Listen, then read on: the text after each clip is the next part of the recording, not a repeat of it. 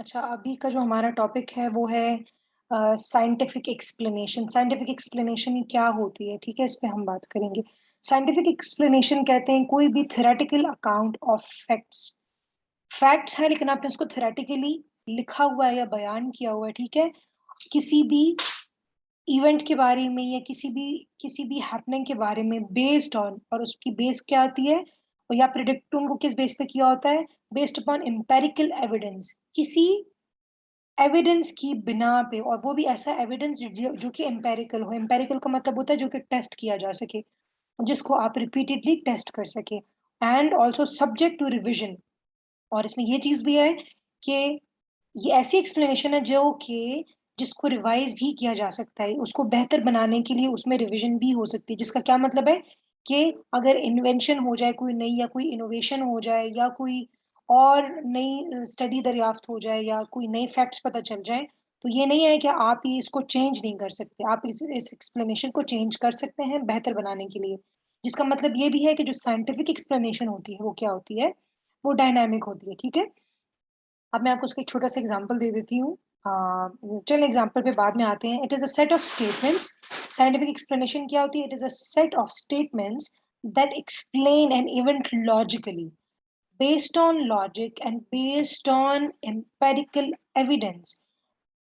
जो चीज आप एक्सप्लेन कर रहे हैं उसको जब आप किसी स्टेटमेंट्स की शक्ल में करते हैं तो उसको हम क्या कहते हैं? उसको हम साइंटिफिक एक्सप्लेनेशन कहते हैं। फॉर एग्जांपल, मेरे जो इकोनॉमिक्स के स्टूडेंट्स उनको पता होगा, ये लॉ है, लॉ ऑफ डिमांड। वो क्या कहता है कि whenever price increases quantity demand decreases, ठीक है। ये एक कनेक्शन है इन दो चीजों के बीच में, या इनके बीच में एक रिलेशनशिप है। ये किस तरह पता चला है भाई? ये हमें पता चला है based on number of cases where it's true. बहुत दफा मतलब हमने इस पर सर्वे किए हैं, हमने इसके ऊपर रिसर्च की, और हमें पता चला है कि जब भी किसी चीज की कीमत फरोख्त इंक्रीज हो जाती है तो लोग उसको कम खरीदना पसंद करते हैं, मतलब पहले की बनिस्बत जब उसकी कीमत कम होती है। तो फिर इस तरह से क्या बन गया ये? क्यों क्वांटिटी डिमांड कम हो जाती है प्राइस के बढ़ने की वजह से? इसको एक्सप्लेन करना, वो इस वजह से बढ़ती है क्योंकि इंसान के पास, ये इंसान की नेचर है कि जब वो महंगी चीज देखता है तो वो उसको कम खरीदना चाहता है, बजाय इसके जब वो सस्ती चीज देखता है तो उसको ज्यादा खरीदना चाहता है, अगर एक ही चीज के बारे में बात कर रहे हैं, ठीक है। और फिर आप इसको टेस्ट भी कर सकते हैं। आप इस तरह बार बार, एक बार नहीं, हजार दफा आप ये टेस्ट कर सकते हैं कि आप किसी भी प्रोडक्ट की प्राइस को इंक्रीज करें और आप देखेंगे उसकी क्या, उसकी डिमांड में कमी आए है या नहीं, तो you will definitely come to the conclusion कि हाँ, this rule or this law can explain the fact that whenever price increases, quantity demand decreases because of human nature। ठीक हो गया? या फिर दूसरा अगर आप देखें तो अगर हम कहें कि flu is a viral disease caused by X Y Z virus. X Y Z virus है जिसकी वजह से फ्लू होता है। तो आप इसको आसानी से टेस्ट कर सकते हैं, आप इसको देख सकते हैं, आप चेक कर सकते हैं कि जितने भी लोग जिनको फ्लू की शिकायत है, क्या उनके बॉडी में ये एक्स वाई जी वायरस पाया जाता है या नहीं। आप जब उसको देख लेंगे आपको हर दफा पता चलेगा कि एविडेंस आपको मिल जाएगा कि हाँ, जब भी फ्लू होता है तो ये वाला वायरस पाया जाता है, ठीक है। तो ये हो गया आपकी साइंटिफिक एक्सप्लेनेशन। अब अगर आप इसके कंट्रास्ट में देखें अनसाइंटिफिक एक्सप्लेनेशन, तो अनसाइंटिफिक एक्सप्लेनेशन वो होती है कि जब आप किसी इवेंट, कोई इवेंट होता है, कोई चीज होती है, कोई कोई फैक्ट होता है, या कोई फिनोमेना हो रहा है, ठीक है, आपके सामने फिनोमेनन हो रहा है, और आपके पास उसकी एक्सप्लेनेशन नहीं है बेस्ड ऑन एविडेंस, तो आप क्या करते हैं? आप उसको डॉगमेटिकली, डॉगमा का मतलब है बिलीफ पे, कि मैं ये यकीन करती हूँ या मुझे ऐसा लगता है कि ये इस वजह से हुआ है, ठीक है। जिस तरह कि हम क्या कहते हैं कि आज मेरा दिन बुरा गुजरा क्योंकि काली बिल्ली ने मेरा रास्ता काटा था, ठीक है। तो ये जो आप, एक डॉगमा है, ये बिलीव है जिसको आप प्रूव नहीं कर सकते, जिसका आपके पास एविडेंस नहीं है। और अगर आप इसको टेस्ट करने की कोशिश करें, फॉर एग्जाम्पल आप देखें कि जिस जिस बंदे का बुरा दिन गुजरा है, तो हम तमाम लोगों के सामने से कोई काली बिल्ली गुजरी थी, तो आपको पता चलेगा कि नहीं, ऐसा नहीं है। It can be true for 1 और 2 और 3 cases, even 10 cases, but it might not be true for all cases. सही हो गया? तो इसको हम क्या कहते हैं? Unscientific explanation. और अनसाइंटिफिक एक्सप्लेनेशन ज्यादातर उन चीजों के लिए होती है जिसके लिए हमारे पास, जिसकी कोई एक्सप्लेनेशन हमें कोई समझ नहीं आ रही होती, या हमारा नॉलेज इतना कम होता है, या जो हम लोग मेथड अप्लाई कर रहे होते हैं उसको एक्सप्लेन करने का, वो क्या होता है, लॉजिकल होता है, वो इलॉजिकल होता है, ठीक है। इससे हमें ये भी पता चल जाता है कि जो बिलीफ होता है वो क्या होता है, वो अनक्वेश्चनेबल होता है। जो भी बिलीफ है, जिस तरह आप मजहब के बारे में बात करते हैं, तो जब आप कहते हैं कि ये इस तरह की कोई बात है, तो वो क्या होता है? वो आपका बिलीफ है, वो आप मानते हैं, लेकिन जब इसको प्रूफ करने की बात आती है, तो वो प्रूफ करना मुश्किल होता है। सिर्फ़ ये इस वज़ह से क्योंकि हम अपने दिल में इसके ऊपर हमें यकीन है और हमें लगता है कि ये यही बात है, सच बात है, तो इसको हम क्या कहते हैं डॉगमा बोलते हैं, ठीक है? Dogmatic anything that can not be proved with the help of tests. जो टेस्ट्स हैं जो जिसको दुनिया साइंस मानती है या जिसको जो साइंटिस्ट्स हैं वो कहते हैं कि आप हमें करके दिखाएँ या सामने लाके बताएँ। तो उस पे अगर नहीं पूरा होता था तो उसको हम क्या कहते हैं, उस एक्सप्लेनेशन को हम क्या कहते हैं, डॉगमा कहते हैं। ठीक हो गया? तो अगर आप इन दोनों की डिफरेंस की बात करें, तो आपको पता चलेगा कि जो साइंटिफिक एक्सप्लेनेशन है वो बेस्ड ऑन एविडेंस होती है, ठीक है? उसके लिए कोई सबूत चाहिए होता है और वो फ्लेक्सिबल भी होता है। फ्लेक्सिबल का क्या मतलब ये नहीं कि जो जो बात कह दी वो फाइनल हो गई। नहीं, अगर उसकी ज़्यादा अच्छी एक्सप्लेनेशन आ जाती है या कोई और साइंटिस्ट उसमें और कुछ डिस्कवर कर लेता है तो हम उसको चेंज कर देते हैं, ठीक है? इसी तरह जिस तरह पहले होता था कि दुनिया जो है गोल है, फिर पता चला कि एलिप्टिकल है वगैरह-वगैरह।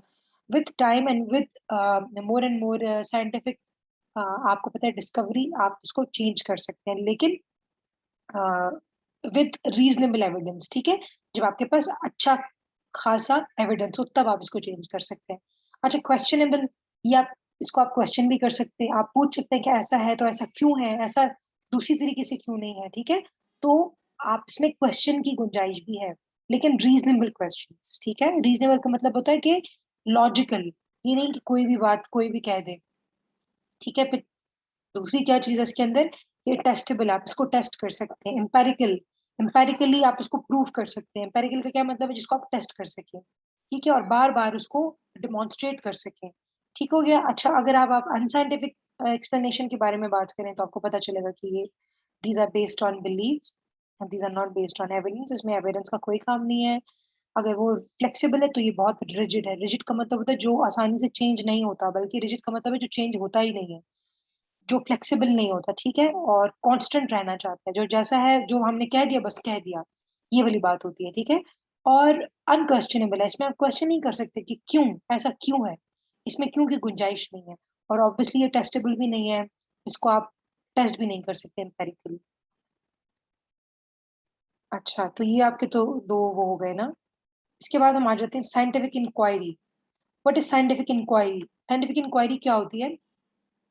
मैंने आपको जो बात बताई कि जब हम किसी इवेंट है कोई एक्स वाई ज़ी कोई चीज़ हो गई है, कोई हैपनिंग है, फॉर एग्ज़ाम्पल कोई बंदा है उसको मलेरिया हो गया है, उसके कुछ ख़ास सिम्पटम्स आए हैं, उसको कोविड-19 हो गया है। तो ये एक हमारे लिए क्या है ये एक इवेंट हो गया है, ठीक है? अब हम क्या चाह रहे हैं we are trying to explain it हम इसको एक्सप्लेन करना चाह रहे हैं कि ये क्यों हुआ है, कैसे हुआ है, ठीक है? और इससे बचा कैसे जा सकता है? ये सारा जो साइंटिफिक इंक्वायरी का मकसद क्या होता है? कोई चीज़ होने से बचने के लिए या किसी चीज़ जो फ़ेवरेबल चीज़ है उसको और ज़्यादा एनकरेज करने के लिए आप साइंटिफिक इंक्वायरी करते हैं, ठीक है? तो साइंटिफिक इंक्वायरी और उसके अंदर आप हाइपोथेसिस एंड कन्फर्मेशन 7 स्टेजेस हैं। कौन-कौन से स्टेजेस हैं आप देखिए। सबसे पहले क्या होता है आइडेंटिफाइंग अ प्रॉब्लम। किसी भी मसले को हल करने से पहले ज़रूरी है कि आप उस मसले को मसला समझें। उसको आप आइडेंटिफ़ाई करें। आप उसका पता लगाएँ कि हाँ, ये मसला मौजूद है। जब आप उसको आइडेंटिफ़ाई कर लेंगे तभी you will be able to move towards solving it, ठीक है? तो फॉर एग्ज़ाम्पल आप क्या कह रहे हैं एक्स है happening but has no explanation कुछ चीज़ है एक्स मैंने जैसे आपको कहा कोरोना हो तो रहा है, लोग उससे मर भी रहे हैं, लेकिन हमें समझ नहीं आ रही कि उसकी क्या वजह है, एक्सप्लेनेशन क्या है? क्यों इस तरह से हो रहा है? ऑल द डब्ल्यूज़, व्हाई, हाउ, व्हेन ये सारे जो हैं, ठीक है? तो first step towards solving the problem is to identify it. इसको आपने आइडेंटिफाई कर लिया कि हाँ, there is this situation which is a problem and we need to solve it. दूसरा क्या है डिवाइसिंग अ प्रिलिमिनरी हाइपोथेसिस। तो आप क्या करते हैं हाइपोथेसिस तो आपको पता है hypothesis is any statement that can be true और फॉल्स कोई भी बात कोई भी अफर्मेशन जो कि सच भी हो सकती है और झूठ भी हो सकती है मतलब गलत भी हो सकती है और सच भी हो सकती है बाद में अभी हमें स्टेज में नहीं पता होता कि क्या ये सही है या गलत है तो उसको हम क्या कहते हैं हाइपोथेसिस कहते हैं तो आप क्या कहते हैं रिवाइसिंग प्रिलिमिनरी हाइपोथेसिस में क्या होता है कि आप एक tentative possible but not final explanation दे देते हैं आपने एक कोविड-19 को देखा, आपने उसके सिम्पटम्स को देखा और आपने सब कुछ देखा, एक डॉक्टर है फॉर एग्ज़ाम्पल उसने देखा और वो उसके बाद जो-जो उसकी समझ में आ रहा है, जो-जो फैक्ट्स उस वक़्त मौजूद हैं, उनकी बेस पे उसने एक एक्सप्लेनेशन दे दी कि मुझे लगता है कि ये कोई फ्लूस की तरह की रिलेटेड कोई बीमारी है, जिसकी वजह से लोग जो है क्या हो रहे हैं, बीमार हो रहे हैं, इन्फेक्ट हो रहे हैं और मर रहे हैं। ठीक है? तो इसको मैं क्या कह रही हूँ, इसको मैं टेंटेटिव कह रही हूँ। टेंटेटिव का मतलब होता है something which is not final, जो फाइनल नहीं है। इसके अंदर चेंजेस आ सकते हैं और ये बेस्ड होता है, ये जो आपका प्रिलिमिनरी हाइपोथेसिस होता है, ये बेस किस पे करता है? वेरी लिमिटेड इन्फॉर्मेशन, जो थोड़ी-सी इन्फॉर्मेशन आपके पास मौजूद है, इन डेप्थ इन्फॉर्मेशन अभी आपके पास फैक्ट्स नहीं है, जो ने शुरू-शुरू की चीज़ें देखने के बाद जो आपने फ़ील किया या आपको लगता है, being an expert in that field, तो आप कह देते हैं कि ऐसा-ऐसी वजह है, ठीक है? Theories that kind of saw और इससे क्या होता है कि आपको थ्योराइज़ हो जाता है, आप थ्योराइज़ कर लेते हैं the kind of solution that is needed. आप एक तरीके से फर्स्ट इन्फॉर्मेशन की बेस पे एक थ्योरी सी छोटी-सी लिख लेते हैं कि मुझे लगता है कि ये जो सारे सिम्पटम्स हैं ये नज़ला ज़ुकाम की तरह, बुखार की तरह है, तो मुझे लगता है कि ये भी जो बीमारी है वो भी इससे कहीं मिलती-जुलती है। अब क्या हो जाता है, आपको एक रास्ता मिल जाता है, आपको पता चल जाता है कि आपने क्या करना है। आपने फ्लू और फ्लू से रिलेटेड जितनी भी स्ट्रेन्स हैं, उनको आपने स्टडी करना है एज़ अ साइंटिस्ट। समझ आ गई? सो फॉर एग्जाम्पल एक यहाँ पे केस में बात हो रही है कि एक डिटेक्टिव है, वो आता है अगर जो क्राइम सीन है जहाँ पे क्राइम हुआ है और वो देखना चाह रहा है कि क्राइम किसने किया है या कैसे हुआ है ये सब कुछ, तो वो क्या करेगा, वो सबसे पहले आके उस जगह का क्राइम सीन का प्रॉपर तरीके से उसको एग्जामिन करेगा, क्लूज ढूंढेगा, उसके बाद जो है वो फॉरेंसिक एविडेंस के लिए जो है ना सामान जो है वो लेबोरेटरी भेज देगा। और फिर क्या करेगा, इन तमाम चीज़ों की बेस्ड पे जो उसने वहाँ पे देखी, वो स्पेक्युलेट करेगा। स्पेक्युलेट मतलब एक अंदाज़ा लगाएगा। क्या लगाएगा कि फॉर एग्ज़ाम्पल वो कह रहा है कि जो क्राइम सीन हुआ है उसमें वो कह रहा है कि एन, एक्स एंड वाई, इन तीनों में से कोई भी मर्डरर हो सकता है। फॉर एग्ज़ाम्पल किसी का मर्डर हुआ है, सही है इन केस। अब वो किस बेस पे कह रहा है ये सारा कुछ, वो बहुत लिमिटेड इन्फॉर्मेशन की बेस पे कह रहा है। अब नेक्स्ट स्टेप क्या है? Collecting additional facts. अब जो फैक्ट्स मिसिंग हैं, जो चीज़ें मिसिंग हैं, उनकी कलेक्शन करनी है, जिसमें मैंने आपको कह दिया कि फॉर एग्ज़ाम्पल फोरेंसिक एविडेंस आपको चाहिए, आपको लेबोरेटरी से पता कराना है कि फॉर एग्ज़ाम्पल जिसका मर्डर हुआ है, वो मर्डर ही हुआ है कि नहीं, कुछ और रीज़न तो नहीं है, और अगर हुआ है तो किस तरह हुआ है, वगैरह, वगैरह, वगैरह, ठीक है? और रीज़न ऑफ डेथ क्या थी, एक्सेट्रा, एक्सेट्रा। तो ये प्रिलिमिनरी हाइपोथेसिस जो है वो आपको गाइड करता है in search of relevant facts. आपको फैक्ट्स को ढूँढने में, relevant facts only, not facts but relevant facts, वो तमाम फैक्ट्स जो आपके इस केस से रेलेवेंट हैं। तो आप क्या करते हैं, you start for example you start inquiring the conduct of X, Y and N. ये 3 लोग हैं एक्स, वाई और एन, जिसके ऊपर आपको शक था जो शुरू में, जो आपने प्रिलिमिनरी हाइपोथेसिस डिवाइस किया था, उसकी बेस पे आप क्या करते हैं, आप एक्स, वाई और एन के जो उनका रवैया है, जो उनका कंडक्ट है, उनका जो पास्ट रिकॉर्ड है, पुलिस रिकॉर्ड चेक करेंगे, उनके कॉलेज में चेक करेंगे कि क्या था, उनका कैसा बिहेवियर था, उनके अंदर कोई ऐसी क्रिमिनल टेंडेंसीज़ तो नहीं थी, वगैरह, वगैरह, ठीक है? तो ये आप क्या कर रहे हैं, आप इसको इसको और ज़्यादा डेप्थ में स्टडी कर रहे हैं। इससे क्या होता है कि दिस रिफाइन्स द हाइपोथेसिस। अब जो है ना, इन एडिशनल फैक्ट से क्या होगा कि आपका जो हाइपोथेसिस आपने दिया था ना, वो अब रिफाइन होता जाएगा।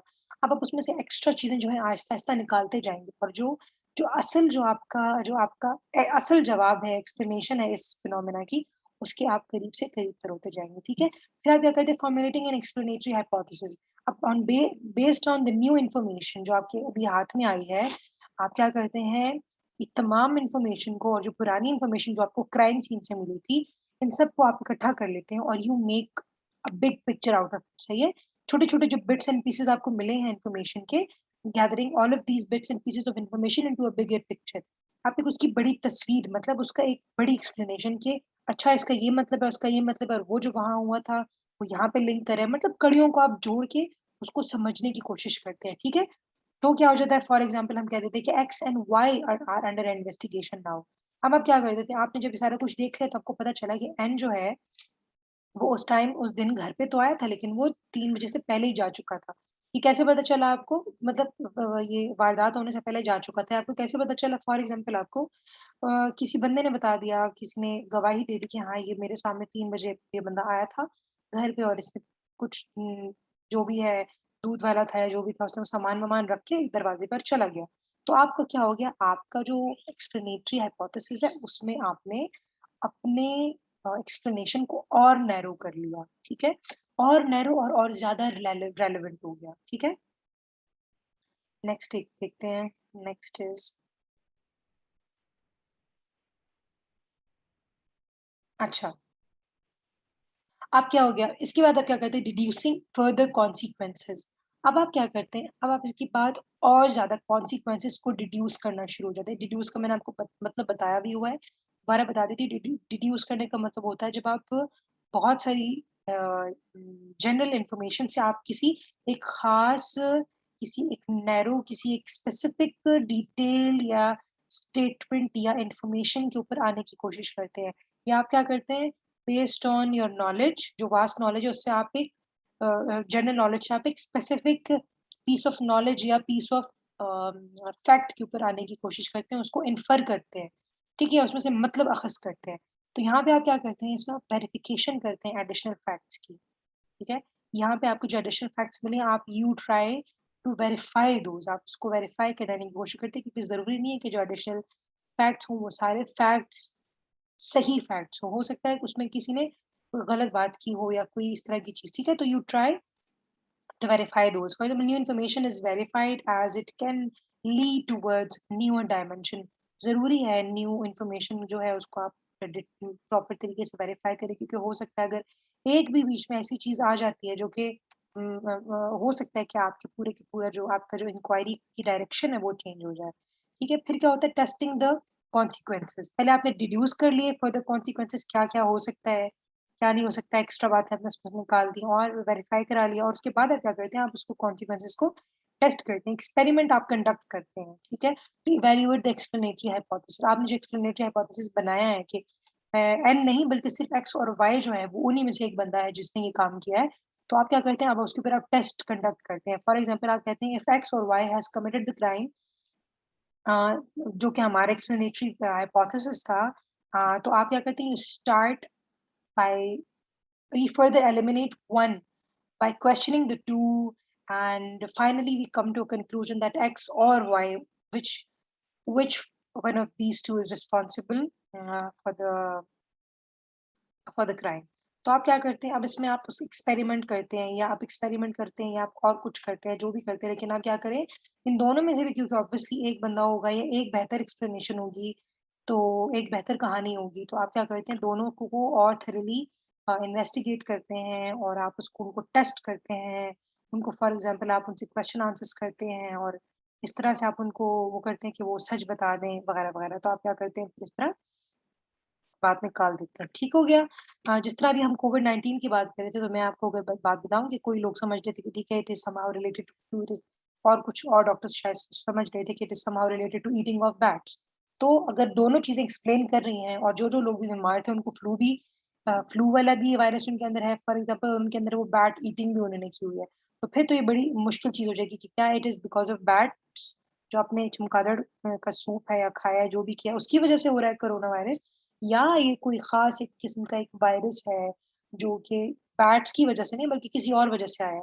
तो अगर दोनों चीज़ें तमाम पेशेंट में सेम चल रही हैं, तो फिर बड़ा मुश्किल हो जाएगा। तो अब आप क्या करेंगे, अब आपने अगर टेस्ट करना है, अब आपने टेस्ट करना है और देखना है कि वो जो ख़ास जरासीम है, क्या वो बैट के अंदर मौजूद है या नहीं? हाँ, इन केस अगर वो बैट के अंदर मौजूद है, तो फिर मसला बढ़ जाएगा। लेकिन इस स्टेज में इतना हो जाता है कि काफ़ी नैरो हो जाता है, और इनमें से 2 एक्सप्लेनेशन में से 1 एक्सप्लेनेशन रूल आउट हो जाती है और एक ट्रू साबित हो जाती है, ठीक है? फिर क्या करते हैं, यू अप्लाई द थ्योरी, फिर आप थ्योरी को अप्लाई करते हैं, ठीक है? फॉर एग्ज़ाम्पल एक एग्ज़ाम्पल है मॉस्किटो बाइट की, कि मॉस्किटो बाइट की वज़ह से जो है मलेरिया होता है। अगर आप उस पे आ चुके हैं कि हाँ, हमें पता चल गया है कि जब भी मलेरिया होगा तो उसको एक मॉस्किटो ने बाइट किया होगा, उसका नाम है, उस मॉस्किटो का नाम है एनोफ्लीज़, ठीक है? वो एनोफ्लीज़ की टाइप ऑफ मॉस्किटो है, और उसका जो फीमेल है वो जो है, वो जब काटती है तो आपको मलेरिया हो जाता है। तो अगर आप फिर आप इसको अप्लाई करेंगे, ठीक है? जब आप अप्लाई करेंगे, इसका क्या मतलब है कि आप जितना भी पेशेंट आपके पास ये सेम सिम्पटम्स लेकर आता है, तो आप चेक करते हैं अगर उनके ब्लड में वो ही जो है जरासीम है जो कि एनोफिलीज़ के बॉडी में था। आप इस तरह से अपनी थ्योरी जो है आप टेस्ट कर लेते हैं, आपको पता चल जाता है, उसको अप्लाई कर लेते हैं कि हाँ, हमने जो एक्सप्लेनेशन दी है वो सही है, और साइंटिफिकली वो क्या है, वो इस इवेंट को या इस बीमारी को एक्सप्लेन करती है। ठीक है? अच्छा, ये टॉपिक यहाँ खत्म हो गया।